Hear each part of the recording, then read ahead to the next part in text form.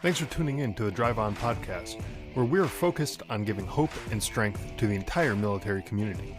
Whether you're a veteran, active duty, guard, reserve, or a family member, this podcast will share inspirational stories and resources that are useful to you. I'm your host, Scott DeLucio, and now let's get on with the show. Hey everybody, today my guest is James Dunnigan. James is a Marine Corps veteran who is here to talk about his transition out of the Marines, where he went to college and learned about some of the veteran internship and career resource programs that are available, as well as a company that he started while he was in college. So welcome to the show, James. Why don't you tell us a little bit about yourself and your background? Sure, Scott. Thanks for having me. My background, the best way to describe that is I've had sort of three major life phases. You know, I tried to play baseball as long as I could. And like a lot of people, my career didn't go as long as I wanted. So when that ended, I was like, okay, now what? And I had been wanting to join the Marines anyway out of high school, but I knew that I had to pursue baseball first. I couldn't do it the other way around. And so I joined like right away within a couple months of my baseball pursuit being done. And I was a little on the old side. I was like 22 when I signed up. I think 23 when I went to boot camp. So that was, doesn't sound that old right now, but when you're in boot camp and, you've got senior lance corporal, 19 years old in charge of you, it's old. Yeah, I was 24 going through boot camp, so I was probably in a very similar boat to you. Yeah. So I did one enlistment, and that was always the plan. People ask me all the time, why'd you only do one or, something like that. And I'm like, I don't need a reason to only do one. I need a reason to stay in, Right. That was always the plan. However, I must say, I grew up in LA, and if I'd gotten stationed on Camp Pendleton, that may have changed the course of my career. I may have stayed in just because the effects on my social life would have been less drastic. Being across the country on Camp Lejeune made maintaining relationships difficult, especially as an introvert like me. It's just a bit of a bigger shock on my support system. Yeah, for sure. So yeah, needless to say, I got out. But I don't regret anything. I got what I wanted out of it. I got what I needed and then some. And before joining, I didn't know what I didn't know, but I knew I would find out. And that's one of the major reasons I joined. I wasn't satisfied with my life experience or my opportunities at the time. Both my parents stayed in hometown in LA, a small blue collar neighborhood in LA. So I knew that they didn't even know everything that was out there. And I have like this major, curious mindset, exploring mindset. So I just had to get out. And I knew that was one major way of doing it. So that's essentially how I ended up there. And then obviously military is, the next big phase of my life. And then phase 3, I think I'm just starting to start it. In between 2 and 3 is a transition phase, like being a student. I started school as soon as I got out. I finished my bachelor's degree as soon as I got out. Within a couple of weeks, I was in classes. With the whole GI Bill thing and using your benefits, I strongly recommend challenging yourself with your workload. I didn't know what to expect because I hadn't been in college in like 5 years or something like that. And what being a good student really is in many ways is just prioritizing, and you're just so much more mature and you can prioritize, your classes, even if you're kind of dumb, like incredibly average IQ, you can prioritize your classes and just put a little extra effort and use techniques that you learned in the military for learning, in just like 12 units is full time. And that's nothing, man. Right. It really is nothing. So I ended up doubling up. I was in like 25 credits at once. So I had an associate's degree before the Marines. I doubled up on credits so that I could finish that 2 years of undergrad in 1 year's time. And then that left over some GI Bill for some grad school. I don't recommend you doubling up like that, especially if you're in like a hard science. you may regret it. But I do recommend challenging yourself with your workload. Don't accept like what 18-year-olds can handle as what you can handle. It's, completely different people. Yeah, for sure. And I think you hit on a good point is, when you're getting out of the military, you're obviously older and you're more mature than the 18-year-old kid who just graduated high school, who's going into college with pretty much no life experience other gained from high school time, that time period. So you're gonna be able to do more and prioritize a little bit better and not be as easily distracted with all the parties and the everything else that people typically think of college. And even with that workload, I didn't have time to like party every week, but I had plenty of time to do it every other week, a couple times a month. That's plenty. Exactly. That's more than enough. When you have a light at the end of the tunnel, like a year, I only have this heavy workload for a year. I can handle, being social every other week for a year before this burden of this heavy class load is done, For sure. Yeah. Yeah. So I still didn't fully have a direction though. I thought I did, and I thought I wanted to be a cop. So the degree I chose, the way I went about choosing my major was, I got out in December, and most universities don't accept spring transfers.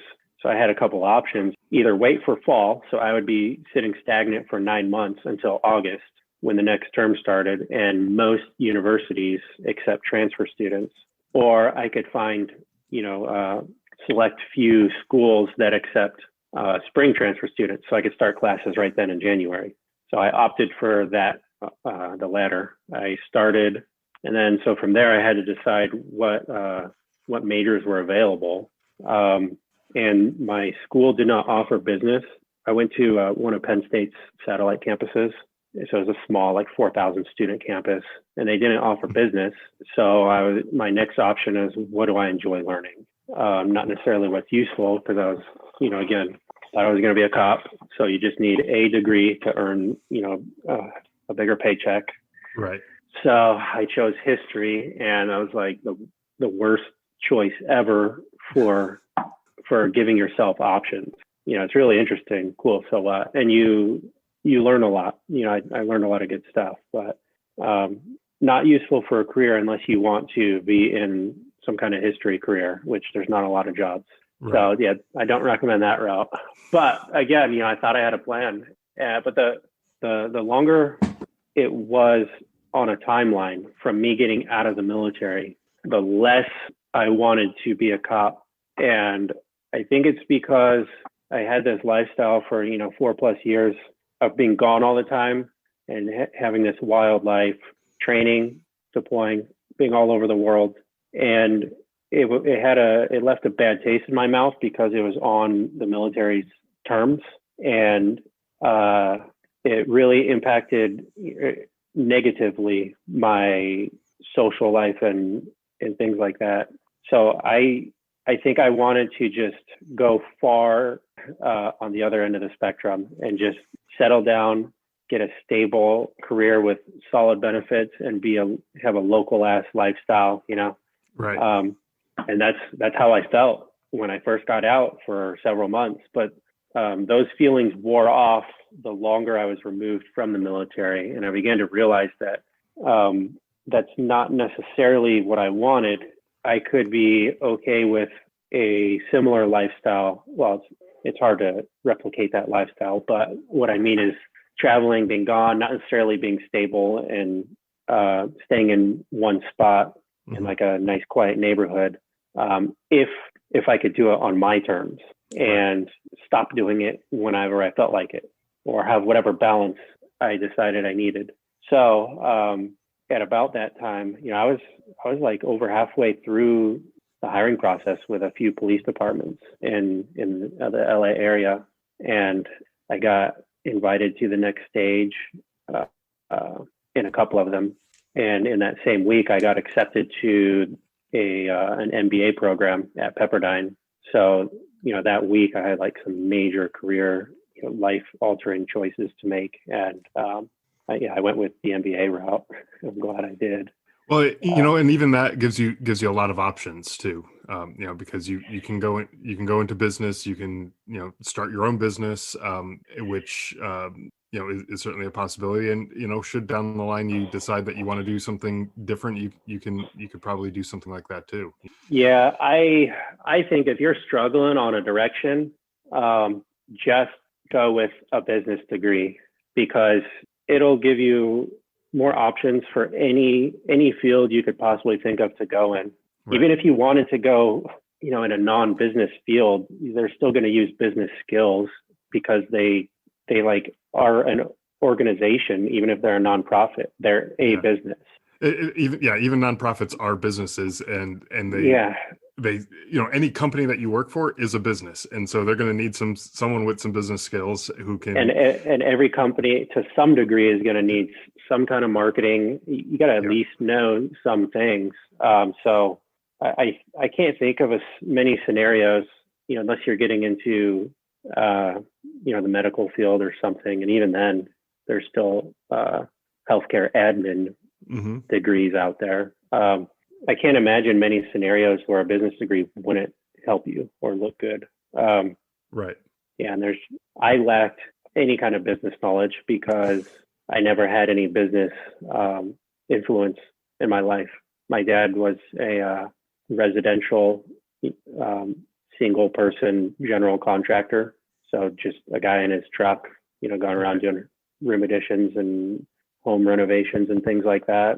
And he has no business background or knowledge at all. So it was a big transformative learning experience to go to business school, definitely. Yeah. And I don't think about anything the same way anymore, for the better. And so my concentration is actually entrepreneurship, and I did in fact start a company for that class that is now making pretty good sales. Actually, it's I don't know if we want to talk about numbers and stuff, but I'll just say the first few months were slow, and then it exponentially grew. In many months it doubled from the month prior, and now it's steady, and I'm looking to scale it up. So, and I've got a version 2 of that product that I'm prototyping right now, and I've got a second entirely different product that I'm prototyping right now that I think is going to be a even better seller than the first one. So yeah, that's what I would consider phase 3 of my life. The school part was transition. Right. Now I'm in phase 3, which is like the real world. So it's not paying my bills yet, though. I'm not paying myself. It could pay my bills, but I'm choosing to not take money out of the business in order to scale it up. Right. So I'm still trying to figure out the career side. I'm trying to plan it so that I need to advance my career as if I didn't have my own business. And then when that business makes it, I just up and quit. Right. So and that's a nice thing too, because that gives you some options, where if all of a sudden you're turning in the sales, you have these options that you don't need to be working for somebody else necessarily, Yeah, and that's the way. That's one way of doing it. There's a couple ways of doing that actually, and there's pros and cons to the different approaches you take. Like if you start your own business and you plan on quitting your job in the future when your business takes off, you can go a couple of different ways about it. One is how I just mentioned, try to advance your career and make that career your priority, at least while you're during those working hours, not while you're off working hours. And that way, whatever happens with your startup, you still got your career going and it's advanced. You weren't stagnant in it over the past 3 years. But many people in general, whether they start their own business or not, they have a job that only exists to pay the bills and fund their real lifestyle. And you see this a lot in athletes who aren't necessarily professionals. So like rock climbers, or, I've been in JiuJitsu for a while. Well, not that long. I'm still a boot. in jiu-jitsu.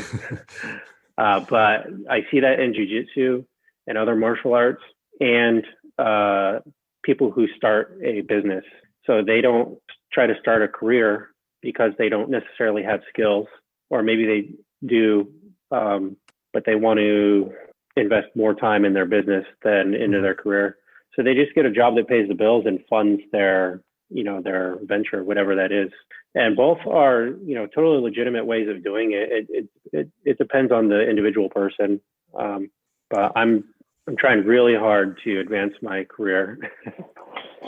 Well, and that's good too, because, should you find that this is, entrepreneurship is not the thing that you want to do, you haven't closed any doors, and you have those options, and you have a nice cushion too. If sales dry up on your product, you have a thing to fall back on, and your bills still can be paid, the lights stay on, food still gets on the table, and everything like that, because you at least have that background. Yeah, there's like this jacked up, like romanticized vision of what an entrepreneur is. And, this may have been true years ago, decades ago, where people like sell all of their shit and live in their car for X amount of time, and then their company takes off and they're millionaires. And if you have that vision in your head, just like, don't do it. Right. That's not a good way of going about entrepreneurship at all. People have done it and become millionaires, probably, and like 1 in a million people. So if you're listening to this, they've also if you're listening to this, it's not going to be you. So don't fucking do it. Yeah, I mean they've also done it and they've crashed and burned and made nothing. And so I mean, there's a stat out there, a basic stat: 9 out of 10 startups fail.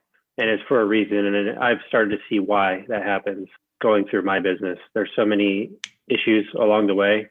But having said that, one of the things that I heard and learned in one of my classes is that many investors won't give you funding unless you have a failure under your belt. So it's not like you need to try to fail. It's that it's going to be really difficult to succeed if you don't fail and learn from it. Right. You gotta feel out the friction points. And I think a lot of education comes from the failures that you have. A lot of if you do it right, yeah. Yeah, well, yeah. I mean, hopefully you learn something from the failures. There's a lot of potential, I should say, in learning when you do fail. If you're open and receptive to it, and you don't have a big ego and say, "Oh, well, this is someone else's problem and it's not my problem." Chances are it's you contributed something to the problem at somewhere along the line. And so if you can learn from those mistakes, I think that's a great way for you to grow as a person, as an entrepreneur, as a employee, whatever the case may be. If you can learn from those mistakes, like anything, you're going to be better off. I think the biggest learning points that I had, and they were kind of mistakes, not irreversible, but the biggest mistakes in friction points that I ran into, it's like a major culture shock. In the military, it's people's jobs to help you, and almost all the time they help you because it's their job. And in the real world, that is not the case. You always have to think, how can I get them to want to help me or work with me? Because their mindset is, what's in it for me? Why would I do business with you? Right. So you have to position yourself so that it's mutually beneficial. And I thought that, I was working with a supplier. I thought that, was this person not want my money? Why aren't they working with me? And the reason is because they could do this, they could make this sale and then never see me again. So it wasn't really worth their time to do this small ticket sale. Right. So I've got to work harder on my end and understand that that's why they're not paying attention to me or putting effort into, making a sale to me. I'm the little guy, and, I haven't proven that I'm, worth their time yet, really. Yeah, no, exactly. And that's a good lesson that you took away from that, if you want to call that a failure, you've taken that lesson away, and now there's something that you need to work on, and there you go. Now you can work on it and improve yourself, improve your positioning and everything like that. So let's talk about some of the career resources that are out there. I know you when we spoke the other day, you said you had taken advantage of a few different career resources and other programs that are out there. Um, what were some of those resources? How do they help you, and how'd you come about those? Yeah, sure. Let's start with, I'll count education resources as career resources. Yeah, I think like that So I'll kind of go, broad category, yeah. all of those. Yeah. So I'll go in order the ones that I came across from when I got out. So if you're looking to use a GI Bill, and it caps at something like in-state tuition for public schools, and then if your school costs more than that, it's either out of pocket or they could opt to participate in the Yellow Ribbon program. So what I recommend is just searching Yellow Ribbon schools and find out which Yellow Ribbon programs offer 100% coverage of the difference. So, or go to a school that is, a public school, so it's covered anyway. So that way you're not paying out of pocket. So I went to, I'm going to Pepperdine right now, and they are a 100% Yellow Ribbon school. So even though they're incredibly expensive, that difference between what the GI Bill covers and what my tuition is covered 100% by the Yellow Ribbon program. So that's a basic resource that may get overlooked. Don't be worried about how much your school is going to cost. You can find one that is going to be free for you. While in school, I highly recommend at least inquiring about any kind of veteran organization in the school, because there's useful networking opportunities there and resources. And it could be something as simple as tutoring, could be a social activity, whatever. And one major issue is that many veterans, or any underrepresented group for that matter, they don't always want to disclose their status. So basically, people don't want to broadcast that they are a veteran. That's fine. You don't have to, but at least inquire about a veteran club or organization on campus. Most schools have one. Most of the big schools for sure.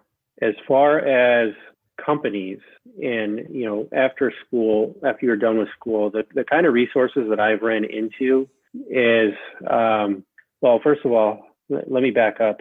I've been reading this research paper on veterans integrating into the workforce, specifically in management roles, but it covers a little bit broader than just management roles.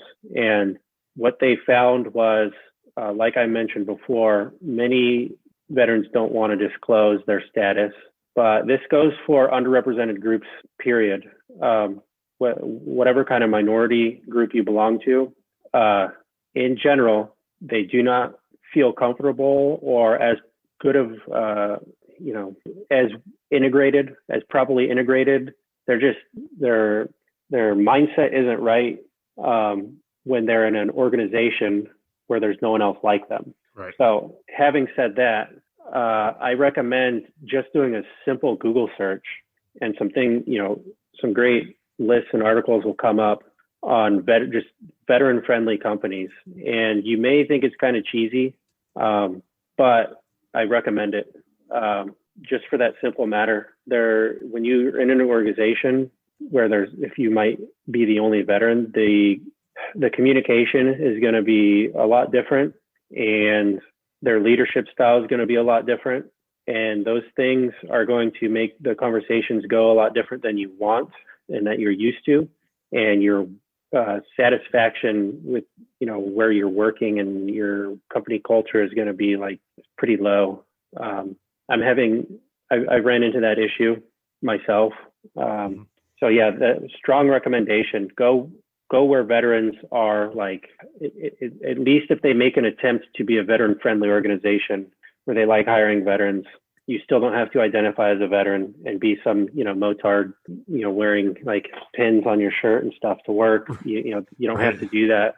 But you may be happier in a place like that. Having said that, there's many veteran internships out there. So I'm in one right now, actually, at Oracle, and they call it OVIP, Oracle Veteran Internship Program, and it's specifically designed for transitioning veterans. And it's a great experience because most veterans have zero corporate experience. Right. Probably 99% have zero corporate experience. So it's like a major sort of introduction to the corporate world. Like, and is this a good fit for you? Can we find a different team that's a good fit for you? Here's how company culture is here, and things like that. Right. And it's a paid internship, So with that Google search, I can't even give you a list because there's so many out there.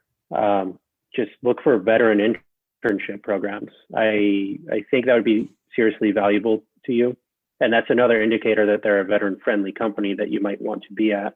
Yeah, and that's I think a good way to start, because some of these organizations may not be in your local area. Like you said, geography was a big thing for you. You wanted to be closer to where you grew up and everything. And if that's your case and you want to be in that same geographic area, look for veteran friendly companies or veteran internship programs, or whatever the search phrase that you want to use for whatever you're looking for in your local area. Add New York or LA or Phoenix or Dallas, whatever the case may be. Put in the appropriate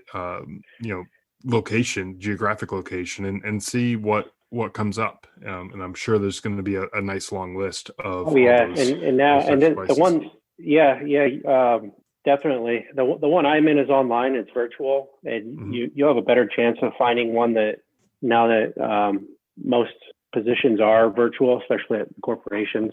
So yeah, good point. Yeah, and I didn't even realize that, but it does make sense that virtual is an option now too. And so maybe geography doesn't matter quite as much. So you can live close to where you grew up, or wherever you're comfortable with living, and if you can find a nice remote opportunity, that would probably be even better. So that way you don't have to necessarily worry about the geography aspect of it, and potentially even live in a area that has a lower cost of living, and still getting paid a decent wage from some of these corporate salaries and stuff. So that could even be a better way to look at it too. So I actually, there's different career paths out there, and many of them are totally legit. But with that, I did some research because I got tagged in this 22 push-ups video challenge for veteran suicide. And I just made a different video. I said, I'm not doing any dumbass push-ups. The awareness is there. Well, the awareness is there among veterans. I don't think it's fully there among, all society, but there's sufficient awareness to where we need to start doing things other than being aware. So I made a video. I did some research and found some just a basic troubleshooting checklist. Like, dude, if you feel like shit, if you're feeling depressed, here's some things that you should troubleshoot, like ask myself. So basically, things that contribute negatively to mental health is maintaining healthy friendships, or failing to do so, maintaining or pursuing an intimate relationship, having a reasonable career that offers structure, hierarchy, and routine. That can be a kind of a big one. And that's why I'm, trying to talk about career so much, because that it's not going to fully replace, but it can certainly fill some of your needs from that you got from the military, with the structure, the hierarchy, and, something where you can advance in if it's that kind of a career. And it gives you a sense of purpose too. Yeah, a sense of purpose, community, and all these kinds of things. So yeah, having an education that matches your intelligence. So you don't want to be smart and then not pursue an education. Having a hobby, or some kind of good use outside of work. So I've got some I've got a few resources for my chosen hobby, which is jujitsu. And this is kind of a no-brainer: not abusing drugs or alcohol, or watching your addictions, stop beating off, and maintaining relationships with your family and other sleep, diet, exercise, that type of thing. So that was like this basic as list where you can just try and go down the list and see where you're struggling and just try to work on that. If you feel like shit, you're feeling down, just look at each of those things and try to work on the ones that you're lacking, and even work on the ones that you're good at already. So yeah, with the jiu-jitsu thing, or martial arts in general, there's first I'll say that if you do start a martial art, specifically jiu-jitsu, I don't think there's anybody out there that regretted it. So that's for starters. Now, having said that, there's numerous veterans jiu-jitsu type groups. Most of them are local, or many of them are local. For example, I'm in Austin right now. There's a Facebook group and an Instagram group. It's called Veterans Jiu-Jitsu. And I don't know what kind of legal entity, if they're an actual company or nonprofit or not. But basically, they just offer free jiu-jitsu classes for veterans at a different jiu-jitsu gym around Austin each day of the week. And there's several others as well. There's a Facebook group called Where Veterans Train, and that's more of a national network of veteran jiu-jitsu folks. And they've got a website, and DD214 Fightwear, I think is the company name. They've got a website called DD214BJJ.com, and they've got a gym tracker. So you scroll down their menu, and they've got an option to locate gyms that are veteran friendly in one way or another. So they offer discounts to veterans, free classes, or if they contribute to a veteran-based nonprofit, such as another one called the We Defy Foundation. So that foundation is a jiu-jitsu nonprofit for veterans. Okay. So that's definitely one option that you have for as far as hobbies goes, but it's always good to suck at something new. And it's, one of the reasons that veterans prefer jiu-jitsu is A, it's still a way of, being violent, and B, even though many places, especially like the no-gi places, don't necessarily focus on the belt colors, there's still belts to look forward to getting promoted to. Mm-hmm. My gym, it's a no-gi, so you're not wearing the belt on you. So there's not as much like hierarchy. I mean, there is, who's better than you, who can strangle you. But the social hierarchy is like not as strict. Right. But the gi places, it is a bit more strict. Some of them, they bow before they get on the mat, and then they call the instructor professor. And like some of them, you don't approach a higher ranking belt to roll. You don't ask them if you want to roll. The higher ranking belt has to ask you. So that's a little bit more strict, for the nerds that prefer that kind of military type stuff, go to a gi gym. Mm-hmm. Well, that type of thing gives you, it kind of checks a few of the boxes. It gives you a goal to work towards, if you're trying to advance your levels, it takes care of your physical fitness, that you definitely want to, keep in shape to some extent if you're going to be doing that type of stuff. And all of that contributes towards your mental health, and it's an activity that you can do outside of work, so, yeah.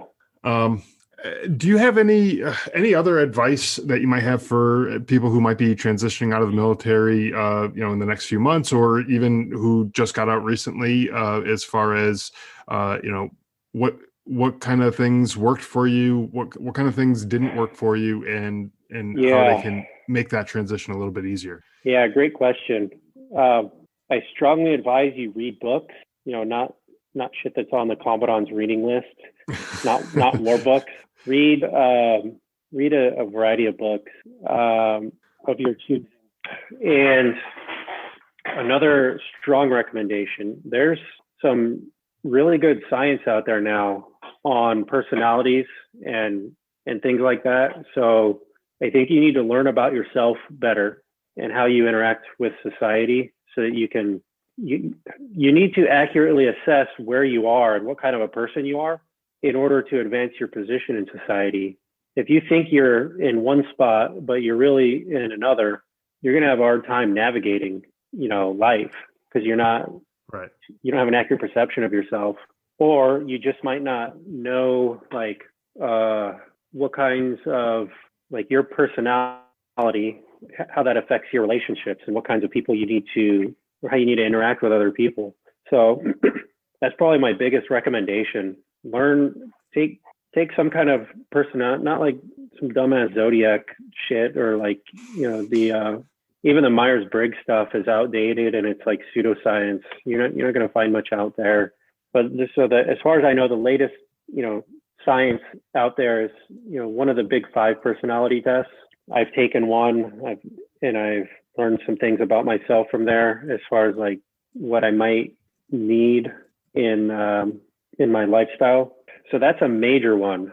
And then make a plan with actionable goals. That's another good one that I haven't always done.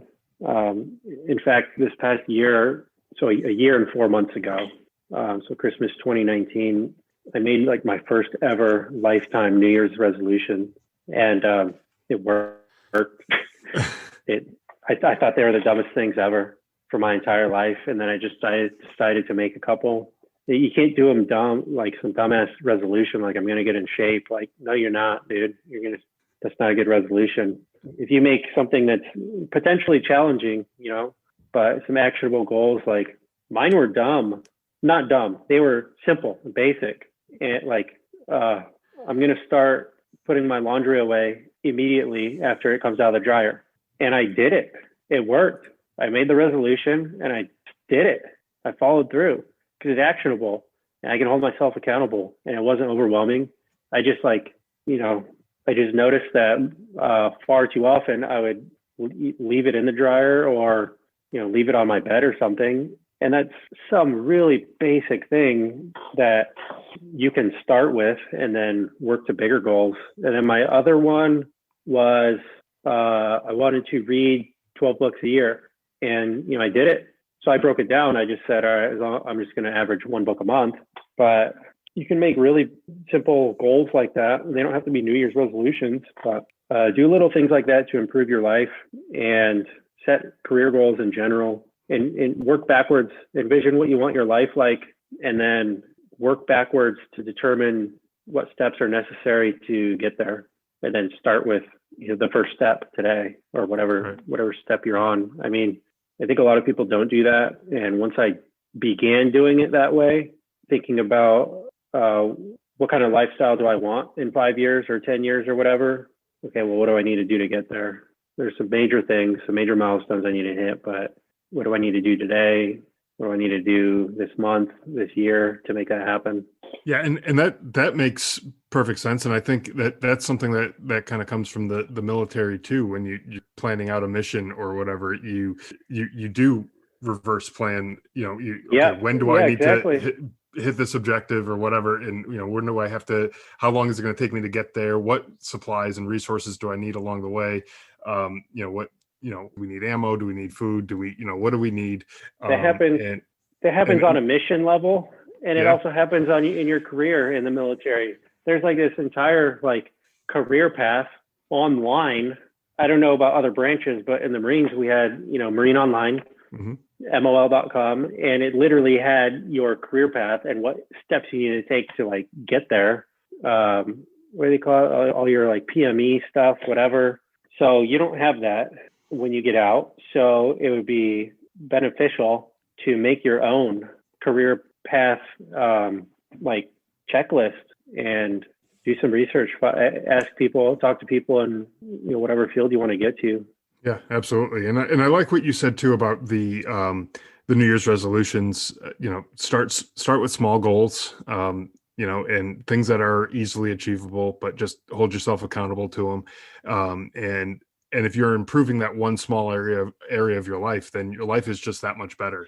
And then you can build on that and add more things. And one other thing that you alluded to was you don't have to wait for the end of the year to make this New Year's resolution, or the beginning of the year, whichever way you want to look at it. You can do it today, and say, hey, I want to start doing this. I want to start putting the laundry away, or I want to start start exercising more, or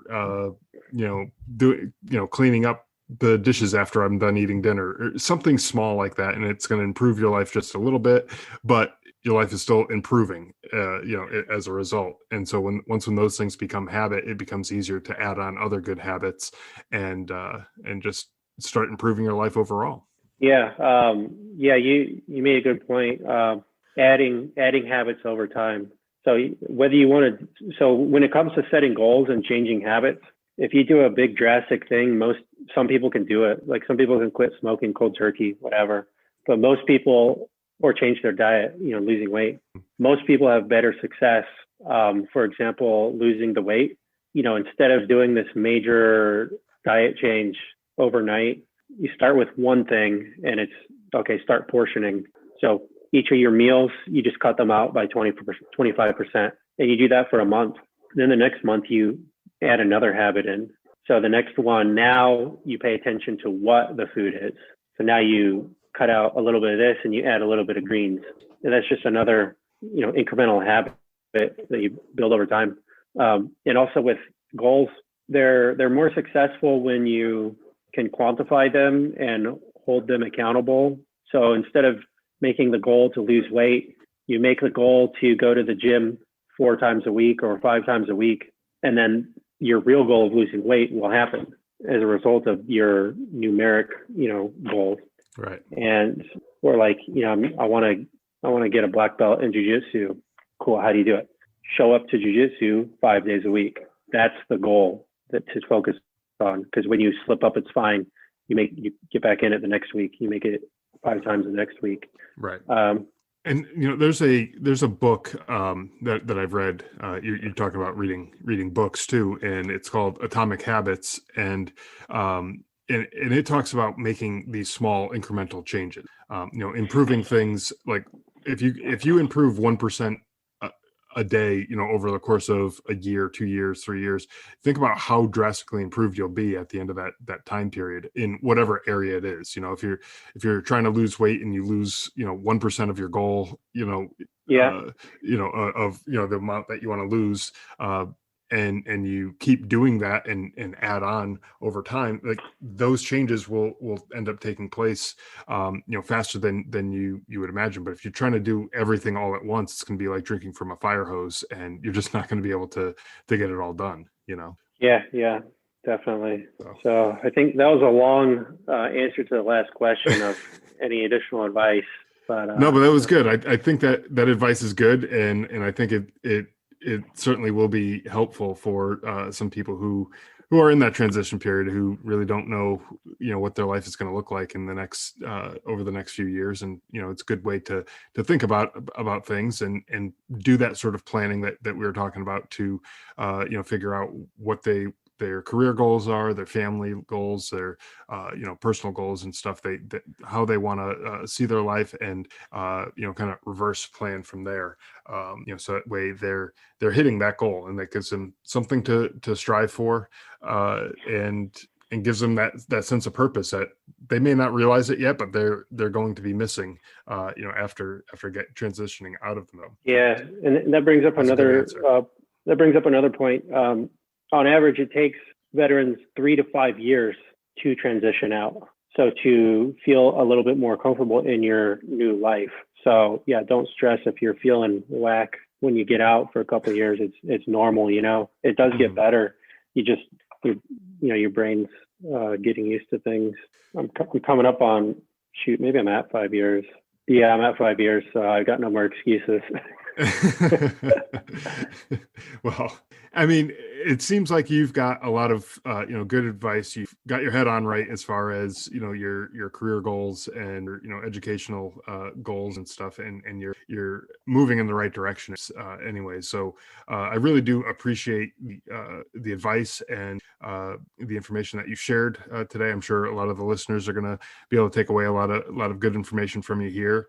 And I'll have some of the resources that you mentioned, the Yellow Ribbon program, the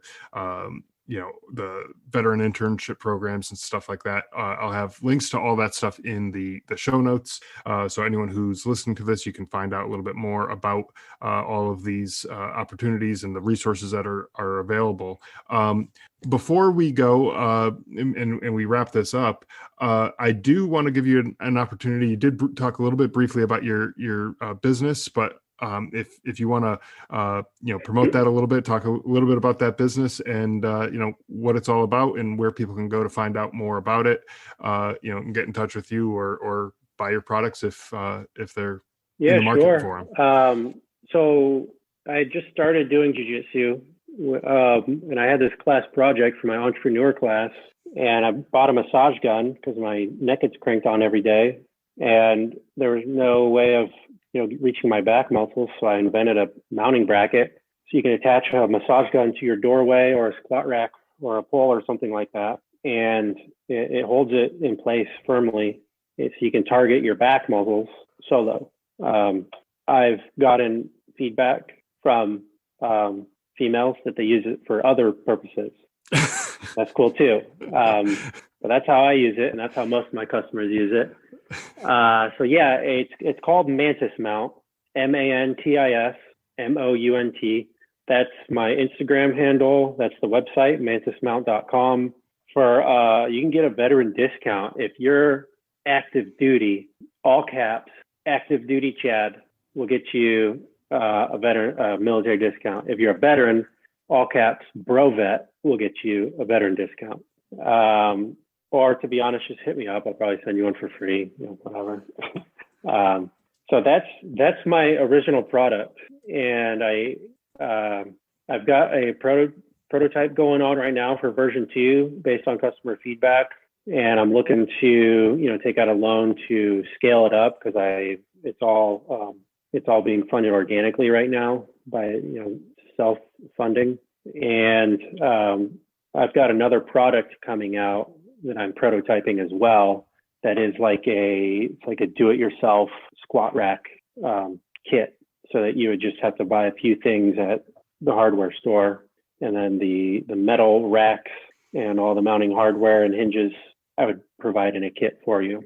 So stay tuned for that. I only thought of it a year too late. I'd be a fucking millionaire right now if I thought of it at the beginning of COVID. But I didn't have a garage at the beginning, so I didn't have this need. Right. Businesses solve problems, and I didn't have that problem because I was in an apartment at the time.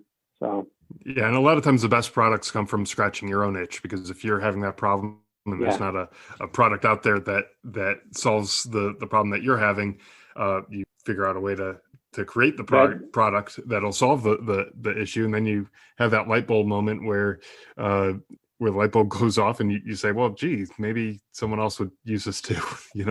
Yeah, definitely. That's how both my products came about. So if you happen to be entrepreneur minded, my MBA concentration, I'm not done yet. I've got one more class, but is entrepreneurship. So I've got a lot of textbook knowledge as well as practical experience and knowledge in, that area. So if you have any questions on that, on how to go about starting a business or anything, like if you got a product invention, I'm working on making an online class on put it up on a Teachable platform or Udemy. They're like platforms where you can sell your class and people will pay to take this course. I'm making a class right now called Prototyping Bootcamp, where I'm going to get into how you go about prototyping a new product if you have no idea where to start, and how to go about designing it and doing it for as inexpensively as possible. So determining product feasibility as quickly and inexpensively as possible before you invest too much time and money into it. So you could sometimes the right answer is no, do not make this product, shut it down. It's not going to sell. Right.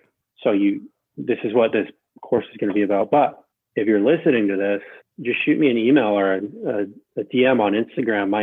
My personal Instagram is James_Dunny, Dunny. Just send me a DM on Instagram.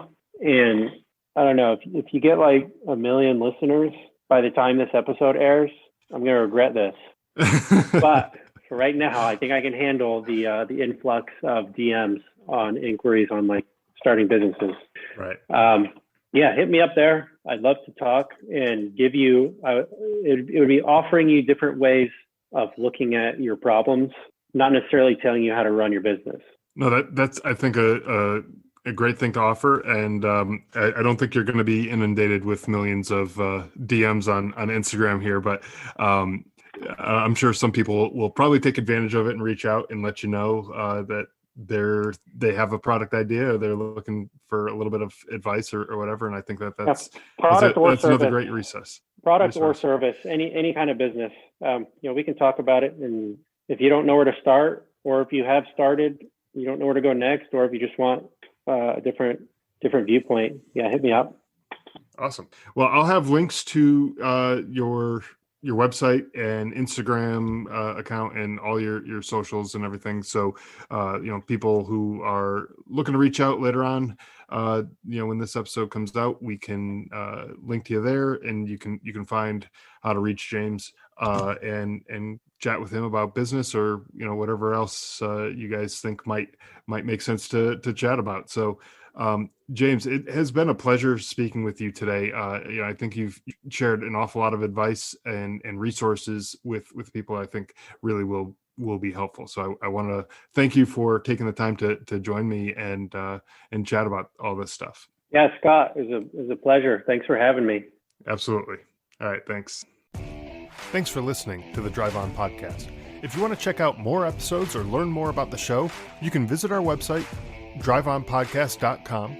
We're also on Instagram, Facebook, Twitter, LinkedIn, and YouTube at Drive On Podcast.